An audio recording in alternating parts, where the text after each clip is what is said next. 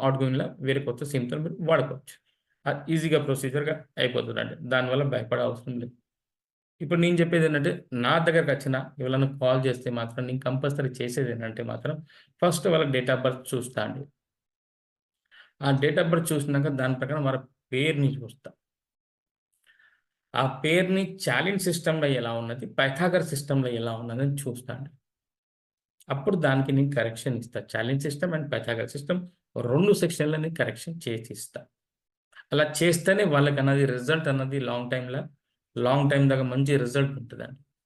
ఒక 5 సంవత్సరాలు, 6 సంవత్సరాల వరకే ఇది పనిచేయదండి. ఇది లైఫ్ టైమ్ పనిచేస్తది.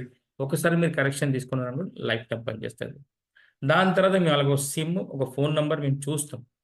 ఆ ఫోను నంబర్ ఆయన డేట్ ఆఫ్ బర్త్‌కి అనుకూలంగా ఉన్నదా? లేదా? ఎందుకంటే కొంతమందికి డెస్టినీ ఒకటే నంబర్ ఉంటది. టోటల్ 6 నంబర్ మీద వచ్చినప్పుడు అది